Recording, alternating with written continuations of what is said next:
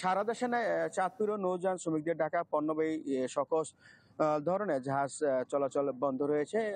আমি এ বিষয়ে চাঁদপুরের নৌযান শ্রমিকদের সাথে কথা বলেছি। তারা যেটি বলেছেন, চাঁদপুরের মেঘনা নদীতে ৭ জাহাজ শ্রমিককে যে নৃশংসভাবে হত্যাকাণ্ড হয়েছে, তারা এটার সুষ্ঠু বিচার দাবি করেছেন। তারা বলছেন এই ঘটনায় যারা হতাহত হয়েছেন তাদের পরিবারকে অন্তত ২০ লাখ টাকা করে ক্ষতিপূরণ সরকার পক্ষ থেকে দাবি করেছেন। পাশাপাশি শুধু এই হত্যাকাণ্ড নেই, তারা এই নৌপথে চলাচল করতে যে বিভিন্ন সময় চাঁদাবাজি সহ বিভিন্ন ধরনের হয়রানি তারা শিকার হন।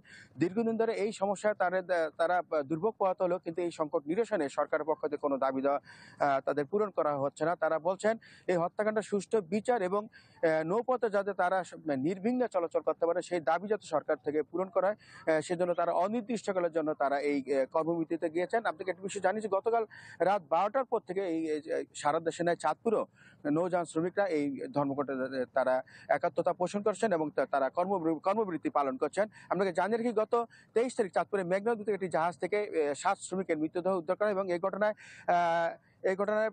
ঘটনায় আকাশ মণ্ডল ওরফে ইরফান নামের এক যুবককে আটক করে তাকে ইতিমধ্যে ৭ দিনের রিমান্ডে নিয়েছে পুলিশ। এবং ঘটনাটি তদন্তে ইতিমধ্যে ৩টি পৃথক তদন্ত কমিটি গঠন হয়েছে, সেই লক্ষ্যে তার প্রশাসন কাজ করে যাচ্ছে। এই ছিল চাঁদপুর থেকে সর্বশেষ খবর।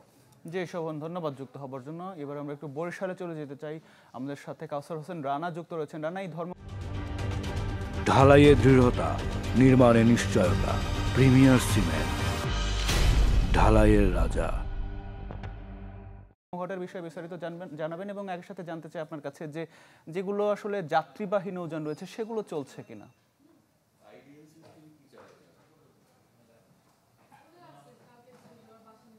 হ্যাঁ আতিক, এই ঘটনার পর যে ধর্মঘটের ডাক দেওয়া হয়েছে তার সাথে একাত্মতা প্রকাশ করে বরিশালের যে সব কার্গো এবং অন্যান্য পণ্যবাহী জাহাজগুলো রয়েছে সেগুলো শ্রমিক যারা রয়েছেন তারাও কিন্তু কর্মবিরতি পালন করছেন, ধর্মঘট পালন করছেন। এবং আমি এই মুহূর্তে বরিশালের অন্যতম ব্যস্ততম একটি বাণিজ্যিক এলাকা, এটি হচ্ছে চানমারি এলাকা, যেখান থেকে লাইটারেস সহ অন্যান্য যে কার্গোগুলো রয়েছে সেখান থেকে পণ্য ওঠানামা করা হয়, খালাস করা হয়, সেই জাহাজগুলো কিন্তু এখানে রয়েছে। এবং একই সাথে আরেকটি বিষয়, সেটি হচ্ছে যে বরিশালের যে কীর্তনখোলা নদীটি, এটি কিন্তু একটি আন্তর্জাতিক রুটও, অর্থাৎ এখান থেকে কিন্তু বাইরে ভারত সহ অন্যান্য জায়গার নৌযানগুলোও চলাচল করে অন্যান্য সময়।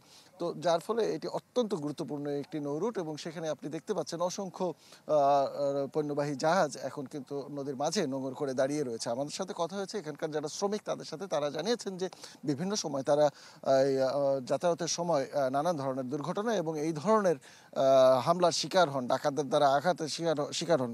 তারা এই ধরনের ঘটনা বারবার যেন না ঘটে তার দাবি জানিয়েছেন এবং পাশাপাশি যে ৭ জন নিহত হয়েছে সেই ঘটনার বিচার তারা দাবি করেছেন এবং যতদিন পর্যন্ত তাদের এই দাবিগুলো মেনে না নেওয়া হবে ততদিন পর্যন্ত, অর্থাৎ অনির্দিষ্টকালের জন্য তাদের এই ধর্মঘট চলবে।